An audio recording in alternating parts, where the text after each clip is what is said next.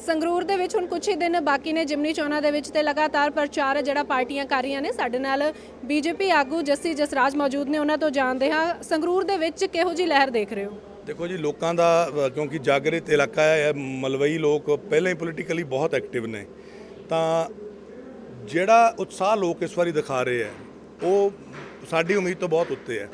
Because ਉਹਨਾਂ ਨੂੰ ਪਤਾ ਹੈ ਕਿ ਭਗਵੰਤ ਮਾਨ ਨੂੰ ਜਾਂ ਕੇਜਰੀਵਾਲ ਨੂੰ ਵੋਟ ਪਾ ਕੇ ਫਾਇਦਾ ਕੋਈ ਨਹੀਂ, ਕਿਉਂਕਿ ਉਹ ਜਿਹੜਾ ਬੰਦਾ ਤੁਸੀਂ ਇੱਥੋਂ ਭੇਜੋਗੇ, ਗੁਰਮੇਲ ਸਿੰਘ ਜਿਹੜਾ ਮੁੰਡਾ ਇਹਨਾਂ ਨੇ ਹੁਣ ਦਿੱਤਾ, ਉਹ ਵਿਚਾਰੇ ਨਾਲ ਵੀ ਧੱਕਾ ਧੋਖਾ ਹੋਇਆ। ਜੋ ਐਡਾ ਕਾਬਿਲ ਸੀਗਾ ਤਾਂ ਉਹਨੂੰ ਜਦੋਂ ਰਾਜ ਸਭਾ ਦੇ ਉਮੀਦਵਾਰ ਦਿੱਤੇ 5, ਉਦੋਂ ਕਿਉਂ ਨਹੀਂ ਵਿਚਾਰੇ ਨੂੰ ਉਮੀਦਵਾਰ ਬਣਾਇਆ? ਉਦੋਂ ਤਾਂ ਕਿਹਨੂੰ ਦਿੱਤਾ? ਰਾਘਵ ਚੱਡਾ। ਕੌਣ? ਦਿੱਲੀ ਵਾਲੇ। और कौन है? सुरेश पाठक साहब का, संदीप पाठक, वो उन्होंने एक कौन है? हरभजन सिंह सरदार जी, सिर पग वाला भी दिखाना ना, नाम वो पग वरतनी है। फिर आ गए जी अरोड़ा साहब, करोड़ापति बिजनेसमैन। की चलिया लोग कहते हैं। तो एक है मित्तल साहब लवली प्रोफैशनल यूनीवर्सिटी वाले पंजाबी। पंजाब राज के मुद्दे राज सभा के इन्होंने पंजां चों कोई चक्कूगा? फिर एक सानी साहब दिल्ली रहंदे ने, पंजाब नाल कोई वाह वास्ता नहीं, कलाकारां नाल उन्हां दी यारी दोस्ती रही है। वो मुद्दे चक्कणगे कि वो जिहड़ा अपने एक उम्मीदवार है सीचेवाल साहब, उन्होंने सलूट करते हैं, बट उन्होंने भी एक बंदे की एक्सपर्टीज़ होंदी है। पंजाब के मुद्दे ਜਿਹੜੇ ਉਹ ਚੱਕਦੇ ਨੇ, ਉਹ ਤੋਂ ਇਲਾਵਾ ਵੀ ਬਹੁਤ ਮੁੱਦੇ ਨੇ। ਸੋ ਵਾਏ ਉਦੋਂ ਧੱਕਾ ਕਿਉਂ ਕੀਤਾ ਗੁਰਮੇਲ ਸਿੰਘ ਨਾਲ? ਉਦੋਂ ਆਮ ਆਦਮੀ ਪਾਰਟੀ ਨੇ ਇਹੀ ਗੁਰਮੇਲ ਸਿੰਘ ਸਰਪੰਚ, ਕੀ ਗੱਲ ਸੰਸਦ ਸਰਪੰਚ ਤੋਂ ਸੰਸਦ ਤੱਕ, ਕੀ ਗੱਲ ਉਦੋਂ ਸਰਪੰਚ ਭੁੱਲ ਗਿਆ ਸੀ ਭਗਵੰਤ? ਜਦੋਂ ਬੰਦੇ 7 ਬੰਦੇ ਤੂੰ ਘੈਂਟ ਭੇਜਣੇ ਸੀ ਬੁਲਾਰੇ, ਉਦੋਂ ਗੁਰਮੇਲ ਸਿੰਘ ਨਾਲ ਧੱਕਾ ਕਿਉਂ ਕੀਤਾ ਓਏ? ਉਦੋਂ ਰਾਘਵ ਚੱਡਾ ਕਿਵੇਂ ਭੇਜਿਆ? ਉਦੋਂ ਸੰਦੀਪ ਪਾਠਕ ਕਿਉਂ ਭੇਜਿਆ? ਬਾਹਰ ਦੇ ਬੰਦਿਆਂ ਦੀ ਤੁਸੀਂ ਗੱਲ ਕਰ ਰਹੇ ਹੈਗੇ ਹੋ ਕਿ ਬਾਹਰ ਦੇ ਬੰਦੇ ਜਿਹੜੇ ਨੇ ਐਮਪੀ ਬਣਾਏ ਗਏ ਨੇ, ਪਰ ਦੇਖਿਆ ਜਾਏ ਤਾਂ ਬੀਜੇਪੀ ਦੇ ਵਿੱਚ ਵੀ ਜਿੰਨੇ ਬੰਦੇ ਆਏ ਨੇ ਉਹ ਸਾਰੇ ਬਾਹਰ ਦੇ ਹੀ ਸੀ। ਕਾਂਗਰਸ ਦੇ ਵਿੱਚੋਂ ਆਏ, ਤੁਸੀਂ ਵੀ 3 ਪਾਰਟੀਆਂ ਬਦਲੀਆਂ, ਕੇਵਲ ਢਿੱਲੋਂ ਵੀ ਕਾਂਗਰਸ ਦੇ ਵਿੱਚੋਂ ਆ ਕੇ ਬੀਜੇਪੀ ਤੋਂ ਵੋਟ ਲੈ ਕੇ ਗਏ ਨੇ, ਟਿਕਟ ਲੈ ਕੇ ਗਏ ਨੇ। ਤੁਹਾਨੂੰ ਲੱਗਦਾ ਹੈ ਕਿ ਉਹ ਜਿੱਤਣਗੇ ਇੱਥੋਂ ਸੰਗਰੂਰ ਦੇ ਲੋਕਾਂ ਦੇ ਉਮੀਦਾਂ ਦੇ ਖਰਾ ਉਤਰਨਗੇ?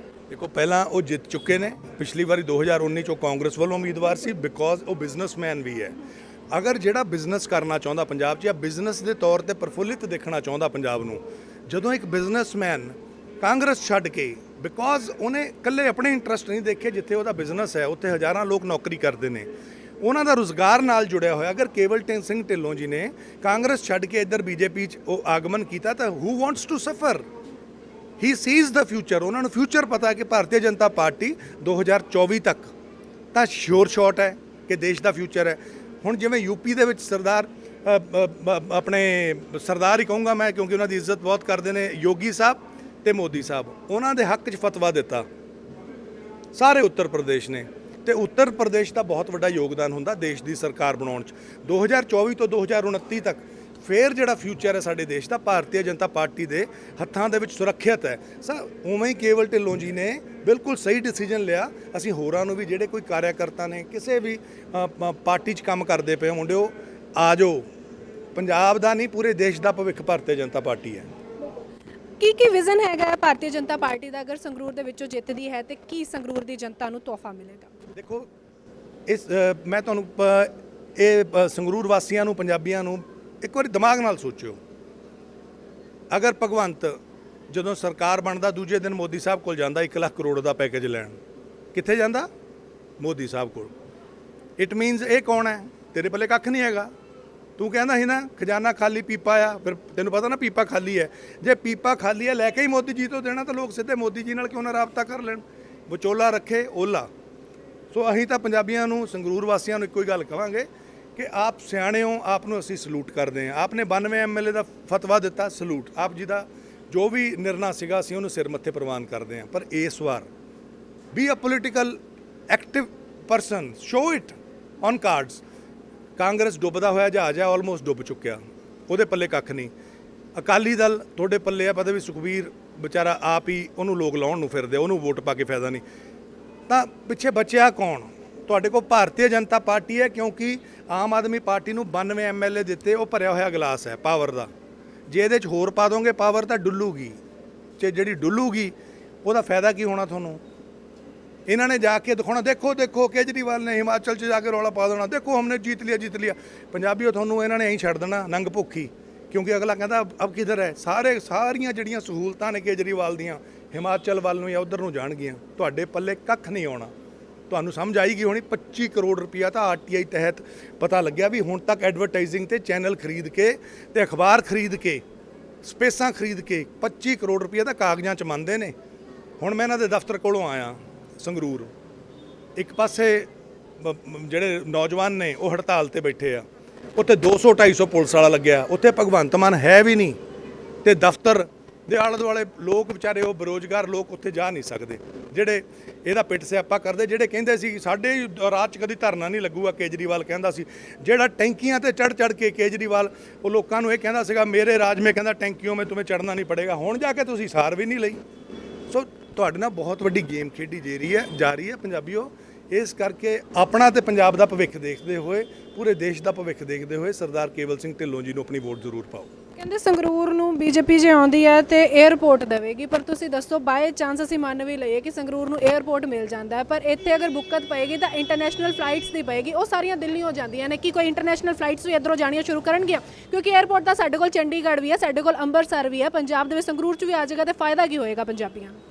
ਮੈਡਮ ਜਿੱਥੇ 에ਅਰਪੋਰਟ ਆਉਂਦਾ ਨਾ ਜੀ, ਉੱਥੇ ਹੋਟਲ ਇੰਡਸਟਰੀ ਆਉਂਦੀ ਹੈ, ਉੱਥੇ ਹੋਰ ਇੰਡਸਟਰੀਜ਼ ਆਉਂਦੀਆਂ ਨੇ। ਜਿਹੜੇ ਕੋਈ ਸਪੋਜ਼ ਕਰੋ ਉਧਰੋਂ ਕੋਈ ਜਿਨ੍ਹਾਂ ਦੀਆਂ ਬਾਹਰਲੀਆਂ ਸਟੇਟਾਂ 'ਚ ਬਿਜ਼ਨਸ ਹੈ, ਅਗਲੇ ਉਹਨਾਂ ਦੇ ਜਿਹੜੇ ਐਮਡੀ ਜਾਂ ਹੋਰ ਵੱਡੇ ਜੀਐਮ ਹੁੰਦੇ ਨੇ, ਉਹ ਬਾਈ ਫਲਾਈਟ ਟਰੈਵਲ ਕਰਦੇ, ਕਿਉਂਕਿ ਉਹਨਾਂ ਦੀ ਟਾਈਮ ਹੀ ਪੈਸਾ ਹੁੰਦਾ। ਇੱਥੇ ਦੀ ਜਿਹੜੀ ਸੰਗਰੂਰ ਜਿੱਥੇ ਵੀ ਉਹ ਜਗ੍ਹਾ ਮਿਲਦੀ ਹੈ, ਉਹਦੇ ਆਲੇ ਦੁਆਲੇ ਦੀ ਜ਼ਮੀਨ ਮਹਿੰਗੀ ਹੋ ਜਾਏਗੀ। ਜੇ ਅੱਜ 25 ਲੱਖ ਰੁਪਇਆ ਕਿੱਲਾ ਹੈ, 2.5 ਕਰੋੜ 3 ਕਰੋੜ ਦਾ ਕਿੱਲਾ ਹੋ ਜਾਊਗਾ। ਉੱਥੇ 에ਅਰਪੋਰਟ ਤੇ ਬੰਦੇ ਵੀ ਤਾਂ ਚਾਹੀਦੇ ਕੰਮ ਕਰਨ ਨੂੰ, ਨੌਕਰ ਕਈ ਲੋਕਾਂ ਨੂੰ ਰੁਜ਼ਗਾਰ ਮਿਲੇਗਾ। ਜਿਹੜਾ ਕੋਈ ਇੱਥੋਂ ਦੀ ਕੋਈ ਫੂਡ ਪ੍ਰੋਸੈਸਿੰਗ ਯੂਨਿਟ ਤੋਂ ਜਾਂ ਕੋਈ ਆਪਣੀ ਕਣਕ ਕੋਈ ਵੀ ਕਿਸੇ ਸਾਊਦੀ ਅਰਬ ਕੰਟਰੀਜ਼ ਜਾਊਗਾ, ਉੱਥੋਂ ਦੀ ਸਿੱਧੇ ਜਿਹੜੇ ਪੈਸੇ ਇੱਥੇ ਥੋੜੇ ਮਿਲਦੇ ਆ, ਉੱਥੇ ਮੈਡਮ ਹਜ਼ਾਰਾਂ 'ਚ ਮਿਲਣਗੇ। ਤਾਂ ਤੁਸੀਂ ਆਉਣ ਤਾਂ ਦਿਓ, ਤੁਸੀਂ ਜੇ ਕੋਈ ਲੈ ਕੇ ਆਉਣਾ ਚਾਹੁੰਦਾ। ਪੰਜਾਬ ਦੇ ਸਭ ਤੋਂ ਜ਼ਿਆਦਾ ਲੋਕ ਨੇ ਜਿਹੜੇ ਬਾਹਰ ਜਾਂਦੇ ਨੇ, ਐਨਆਰਆਈਜ਼ ਵਾਸਤੇ ਤਾਂ ਮਸ਼ਹੂਰ ਹੈ ਪੰਜਾਬ, ਪਰ ਜੇ ਪੰਜਾਬ ਦੇ ਵਿੱਚੋਂ ਜ਼ਿਆਦਾ ਨਹੀਂ 1-2 ਫਲਾਈਟਸ ਅਗਰ ਸ਼ੁਰੂ ਹੋ ਜਾਣ ਤਾਂ ਤੁਹਾਨੂੰ ਨਹੀਂ ਲੱਗਦਾ ਕਿ ਇਹ ਪੰਜਾਬ ਸਰਕਾਰ ਵਾਸਤੇ ਸੂਬਾ ਵਾਸਤੇ ਜ਼ਿਆਦਾ ਚੰਗਾ ਹੋਏਗਾ? ਤੇ ਸੰਗਰੂਰ ਪੰਜਾਬ ਦਾ ਹਿੱਸਾ ਜੀ। ਜੇ ਹਾਂ ਤੇ ਪੰਜਾਬ ਤੋਂ ਅਗਰ ਇੱਥੋਂ ਦੀ ਫਲਾਈਟਾਂ ਸੰਗਰੂਰ ਵਾਲਿਆਂ ਨੂੰ ਹੋਰ ਸਾਰਿਆਂ ਨੂੰ ਜਾਂ ਅੰਮ੍ਰਿਤਸਰ ਜਾਣਾ ਪੈਂਦਾ ਜਾਂ ਫਿਰ ਦਿੱਲੀ ਜਾਣਾ ਪੈਂਦਾ। ਜੇ ਇੱਥੇ ਇੱਕ 에ਅਰਪੋਰਟ ਬਣ ਜਾਏਗਾ, ਹੁਣ ਉੱਥੇ ਆ ਕੈਨੇਡਾ 'ਚ ਵਿਨੀਪੈਗ 'ਚ ਅਲੱਗ 에ਅਰਪੋਰਟ ਹੈ, ਕੈਲਗਰੀ 'ਚ ਅਲੱਗ 에ਅਰਪੋਰਟ ਹੈ, ਤੇ ਉੱਥੇ ਜਿਹੜੀਆਂ ਛੋਟੀਆਂ ਸਟੇਟਾਂ ਵੀ ਆ, ਸੂਬੇ ਆ ਜੀ, ਉੱਥੇ ਵੀ 에ਅਰਪੋਰਟ ਹੈ। ਚਾਹੇ ਉੱਥੇ ਛੋਟੀ ਫਲਾਈਟ ਜਾਂਦੀ ਹੈ, ਪਰ ਲੋਕਾਂ ਦਾ ਆਉਣਾ ਜਾਣਾ ਸੌਖਾ ਹੋ ਜਾਂਦਾ।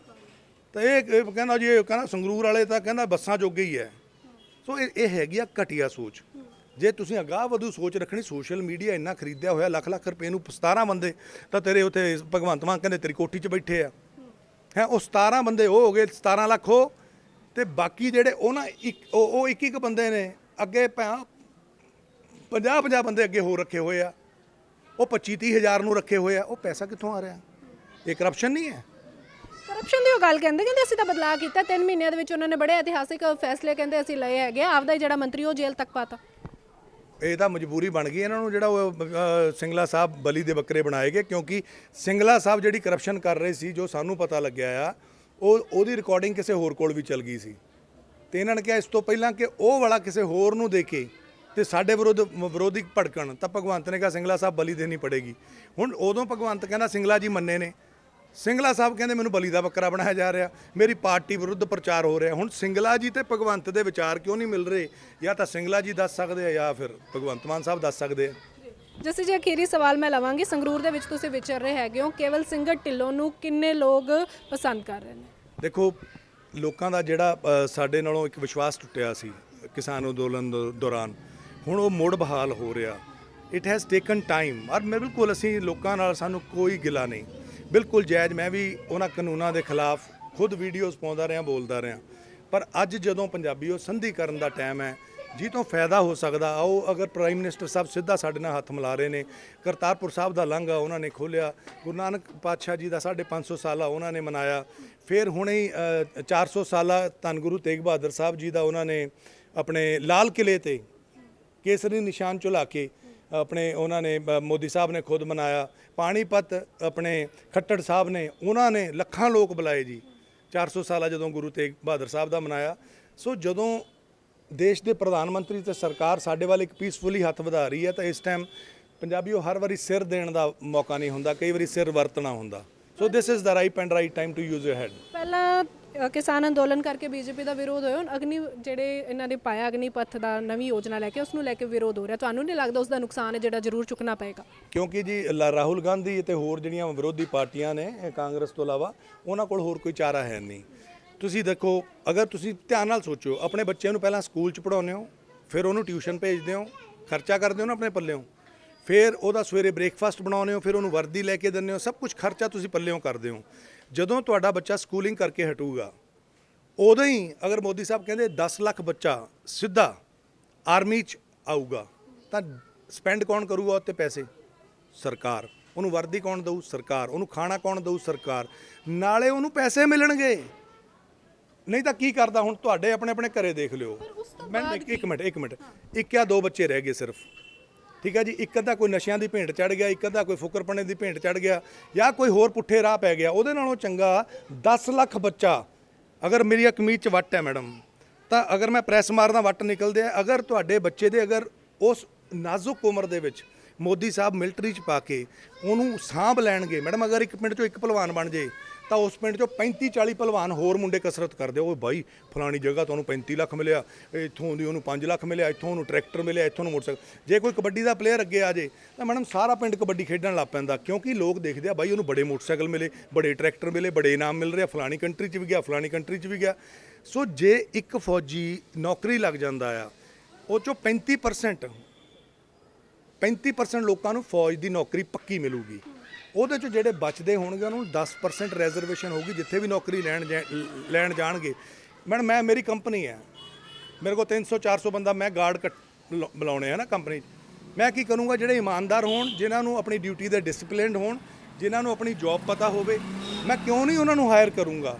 ਤੇ ਜਦੋਂ ਉਹਨਾਂ ਦੀ ਵਿਗੜਨ ਦੀ ਉਮਰ ਹੈ ਸਕੂਲ ਤੋਂ ਬਾਅਦ, ਉਸੇ ਟਾਈਮ ਤੇ ਉਹਨਾਂ ਨੂੰ ਇੱਕ ਡਿਸਪਲਿਨ 'ਚ ਲਿਆਂਦਾ ਜਾ ਰਿਹਾ। ਉਹਨਾਂ ਨੂੰ ਟ੍ਰੈਫਿਕ ਸੈਂਸ ਆਊਗੀ, ਉਹਨਾਂ ਨੂੰ ਦੇਸ਼ ਪ੍ਰਤੀ ਸੈਂਸ ਆਊਗੀ, ਉਹਨਾਂ ਨੂੰ ਆਪਣੇ ਮਾਂ-ਬਾਪ ਪ੍ਰਤੀ ਸੈਂਸ ਆਊਗੀ ਕਿ ਸਾਡੀ ਕੀ ਜ਼ਿੰਮੇਵਾਰੀ ਆ। ਸੋ ਇਹਦੇ 'ਚ ਦੱਸੋ ਕੀ ਮਾੜਾ ਕਰ ਰਹੇ ਆ? ਤੁਸੀਂ ਉਹਨੇ ਐਕਸਪਰਟੀਜ਼ ਦੀ ਗੱਲ ਕੀਤੀ ਸੀ ਕਿ ਐਕਸਪਰਟੀਜ਼ ਹੋਣੀ ਬਹੁਤ ਜ਼ਰੂਰੀ ਹੈ। ਜਦੋਂ ਅਸੀਂ ਪੜ੍ਹਾਈ ਕਰਦੇ ਹਾਂ ਨਾ, ਅਸੀਂ ਵੀ ਜਿਵੇਂ ਸਾਡਾ ਪ੍ਰੋਫੈਸ਼ਨ ਹੈ, ਇਹਦੇ ਵਿੱਚ ਵੀ ਸਾਡੇ ਥੀਸਿਸ ਹੁੰਦੇ ਨੇ, ਸਾਡੀ ਪਹਿਲਾਂ ਇੰਟਰਨਸ਼ਿਪ ਲੱਗਦੀ ਹੈ, ਉਸ ਤੋਂ ਬਾਅਦ ਅਸੀਂ ਟ੍ਰੇਨਿੰਗ ਹੁੰਦੇ ਹਾਂ, ਉਸ ਤੋਂ ਬਾਅਦ ਕਿਤੇ ਜਾ ਕੇ ਅਸੀਂ ਸਟਾਫਰ ਦੀ ਜੌਬ ਬਚਾਉਂਦੇ ਹਾਂ, ਯਾਨੀ ਕਿ 3-4 ਸਾਲ ਸਾਡੀ ਜੌਬ ਨੂੰ ਵੀ ਲੱਗਦੇ ਆ, ਸੇਮ ਐਜ਼ ਡਾਕਟਰ ਦੇ ਪ੍ਰੋਫੈਸ਼ਨ ਨੂੰ ਲੱਗਦੇ, ਹਰ ਕਿਸੇ ਨੂੰ ਲੱਗਦੇ। ਪਰ ਜਦੋਂ 4 ਸਾਲ ਬੱਚੇ ਫੌਜ ਨੂੰ ਦੇ ਹੀ ਦੇਣਗੇ ਤਾਂ ਫਿਰ ਉਹਨਾਂ ਦੀ ਸਪੈਸ਼ਲਾਈਜੇਸ਼ਨ ਇਹੀ ਰਹਿ ਜਾਏ ਕਿ ਉਹਨਾਂ ਨੂੰ ਇੱਥੇ ਹੀ ਪੱਕਿਆਂ ਕਿਉਂ ਨਹੀਂ ਕੀਤਾ ਜਾਏਗਾ? ਮੈਡਮ ਜਦੋਂ ਉਹਨਾਂ ਨੂੰ ਸਪੈਸ਼ਲਾਈਜੇਸ਼ਨ ਇਹਦੀ ਹੋਗੀ ਨਾ ਜੀ, ਤੁਸੀਂ ਕੀ ਕਰਦੇ ਹੋ? ਕੁਛ ਇੱਕ ਚੀਜ਼ਾਂ ਹੈਗੀਆਂ ਜਿਹੜੀਆਂ ਮੈਂ ਚਾਹੁੰਦਾ ਵੀ ਨਾਲ ਕੋਰਸਪੋਂਡੈਂਸ ਸਟੱਡੀਜ਼ ਕਰਾਈ ਜਾਵੇ ਉਹਨਾਂ ਬੱਚਿਆਂ ਨੂੰ, ਸੋ ਦੈਟ ਉਹ ਪੁਆਇੰਟ ਉਹਨਾਂ ਦੇ ਉਹ ਸਾਲ ਹੈ ਜਿਹੜੇ ਉਹ ਸਟੱਡੀ ਤੋਂ ਮਿਸ ਨਾ ਹੋਣ। ਕੋਰਸਪੋਂਡੈਂਸ ਸਟੱਡੀ ਕਰਨ, ਉਹ ਸਟੱਡੀ ਕਰਨਗੇ ਨਾਲ ਤਾਂ ਮੈਨੂੰ ਡਿਸਿਪਲਿਨ 'ਚ ਆ ਗਏ। ਇੱਕ ਉਹਨਾਂ ਨੂੰ ਬਹੁਤ ਛੋਟੀ ਉਮਰ 'ਚ ਆਪਣਾ ਜ਼ਿੰਮੇਵਾਰੀ ਚੱਕਣੀ ਆ ਗਈ। ਹੁਣ ਇੱਥੇ ਮੈਡਮ ਬੱਚੇ ਕੰਮ ਨਹੀਂ ਕਰਦੇ, 15-16 ਸਾਲ ਤੱਕ ਤਾਂ ਐਸ਼ ਹੈ ਵੀ ਮਾਂ-ਬਾਪ ਕਰਨਗੇ, 22-22 25-25 ਸਾਲ ਤੱਕ MA ਕਰ ਰਿਹਾ ਜੀ, ਡਬਲ MA ਕਰ ਰਿਹਾ, ਖਰਚਾ ਕੌਣ ਦੇ ਰਿਹਾ? ਪੇਰੈਂਟਸ। ਜਦੋਂ ਉਹਨੂੰ ਤਨਖਾਹ ਮਿਲੂਗੀ ਮੈਡਮ, ਉਹਦੇ ਕੋਲ 15-20 ਲੱਖ ਰੁਪਇਆ ਇਕੱਠਾ ਹੋ ਜਾਣਾ ਉਹ ਤਨਖਾਹ ਦਾ, ਕਿਉਂਕਿ ਉਹਨੇ ਖਰਚਣਾ ਕਿੱਥੇ ਹੈ? ਵਰਦੀ ਉਹਨੂੰ ਫ੍ਰੀ ਦੀ, ਆਪਣੇ ਟ੍ਰੇਨਿੰਗ ਸਾਰੀ ਫ੍ਰੀ ਦੀ, ਆਪਣੇ ਆਪ ਨੂੰ ਫਿੱਟ ਰੱਖਣਾ। ਅਗਰ ਇੱਕ ਇੰਡੀਆ ਫਿੱਟ ਹੋਣ ਜਾ ਰਿਹਾ ਤੇ ਰਾਹੁਲ ਗਾਂਧੀ ਤੇ ਬਾਕੀ ਪਾਰਟੀਆਂ ਦਾ ਢਿੱਡ ਕਿਉਂ ਦੁਖ ਰਿਹਾ? Madam you have to start somewhere. ਅਗਰ ਤੁਸੀਂ ਸਟਾਰਟ ਹੀ ਨਹੀਂ ਕਰੋਗੇ ਤਾਂ ਇਹਦਾ ਮਤਲਬ ਤੁਸੀਂ ਦੇਸ਼ ਨੂੰ ਫਿੱਟ ਹੀ ਨਹੀਂ ਹੋਣ ਦੇਣਾ ਚਾਹੁੰਦੇ। ਮੈਡਮ ਮੈਂਟਲੀ ਡਿਪਰੈਸਡ ਹੋ ਜਾਏਗੀ ਕੰਟਰੀ, ਫਿਜ਼ੀਕਲੀ ਮੈਂ ਕਹਿੰਦਾ ਬਿਲਕੁਲ ਉਹਨਾਂ ਦਾ ਬੇੜਾ ਗਰਕ ਸਟੇਜ ਤੇ ਪਹੁੰਚ ਜੂਗੀ ਕੰਟਰੀ। ਸੋ ਮਾਂ-ਬਾਪ ਦਾ ਅੱਧਾ ਬੋਝ ਮੋਦੀ ਸਾਹਿਬ ਸਰਕਾਰ ਲੈ ਰਹੀ ਹੈ ਤੇ ਇਹ ਸਾਰੇ ਕਹਿੰਦੇ ਆ ਕੋਈ ਗੱਲ ਨਹੀਂ, ਹੁਣ 2 ਸਾਲ ਰਹਿ ਗਏ, ਇਹਨਾਂ ਨੂੰ ਹੁਣੇ ਹੀ ਇਸੇ ਮੁੱਦੇ ਤੇ ਘੇਰ ਲਓ। ਮੈਡਮ 35% ਬੰਦਿਆਂ ਨੂੰ ਨੌਕਰੀਆਂ ਮਿਲਣੀਆਂ ਨੇ, ਨਹੀਂ ਤਾਂ ਕੀ ਕਰਦੇ? ਮੰਜੇ ਤੋੜ ਰਹੇ ਆ ਯੂਥ। ਕੋਈ ਕਹਿੰਦਾ ਕਿੰਨੇ ਪੈਗ ਲਾ ਲੈਣਾ, ਬੰਦਾ ਕਹਿੰਦਾ ਮੈਂ ਤਾਂ ਪੂਰੀ ਬੋਤਲ ਖਤਮ। ਸਾਡੇ ਬੰਦੇ ਫੁਕਰੇ ਬਣਦੇ ਜਾ ਰਹੇ ਹੈ। ਜੇ ਇਹਨਾਂ ਨੂੰ ਕੋਈ ਇੱਕ ਪਲੇਟਫਾਰਮ ਦੇ ਰਿਹਾ, ਆਪਣੇ ਖਰਚੇ ਤੇ ਸਰਕਾਰ ਕਰ ਰਹੀ ਹੈ, ਤੇ ਭਗਵੰਤ ਮਾਨ ਤੇ ਕੇਜਰੀਵਾਲ ਦਾ ਢਿੱਡ ਕਿਉਂ ਦੁਖਦਾ ਬਈ? ਸਤਿ ਸ਼੍ਰੀ ਅਕਾਲ ਜੀ।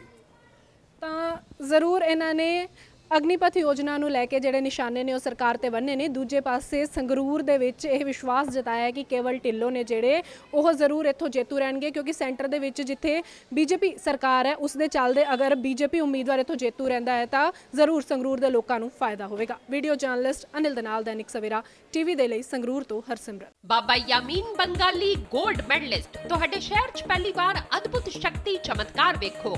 ਦੇਸ਼ ਵਿਦੇਸ਼ 'ਚ ਬੈਠੇ ਸਾਨੂੰ WhatsApp ਤੇ ਵੀ ਕਾਲ ਕਰ ਸਕਦੇ ਨੇ। ਘਰ ਬੈਠੇ 11 ਮਿੰਟਾਂ 'ਚ 101% ਦੀ ਗਾਰੰਟੀ ਨਾਲ ਸਮਾਧਾਨ। ਵਸ਼ੀਕਰਨ ਅਤੇ ਮੁਠਕਰਨੀ ਦੇ ਮਾਹਿਰ ਸਭ ਤੋਂ ਪਹਿਲਾਂ ਕੰਮ ਕਰਨ ਦਾ ਵਾਅਦਾ। ਨੌਕਰੀ, ਪ੍ਰਮੋਸ਼ਨ, ਕਾਰੋਬਾਰ 'ਚ ਪਰੇਸ਼ਾਨੀ, ਘਰ 'ਚ ਝਗੜਾ, ਬਰਕਤ, ਔਲਾਦ ਕਹਿਣੇ ਤੋਂ ਬਾਹਰ ਹੋਣਾ, ਕੋਰਟ ਕੇਸ, ਤਲਾਕ, ਪ੍ਰਾਪਰਟੀ ਡਿਸਪਿਊਟ, ਗੁਪਤ ਰੋਗ, ਪੁਰਾਣਾ ਦਰਦ, ਪਤੀ ਪਤਨੀ ਚੰਬਨ, ਜਾਦੂ ਟੋਣਾ, ਮਨਮੋੜੀ ਵਸ਼ੀਕਰਨ ਕਰਵਾਉਣਾ ਜਾਂ ਤੁੜਵਾਉਣਾ, ਸੌਤਨ ਦੁਸ਼ਮਣ ਤੋਂ ਛੁਟਕਾਰਾ, ਸਦਾ ਲਈ ਰੁੱਸੇ ਨੂੰ ਮਨਾਉਣਾ, ਪਿਆਰ ਮੁਹੱਬਤ। ਬਾਬਾ ਯਾਮੀਨ ਬੰਗਾਲੀ 96 435 032 21।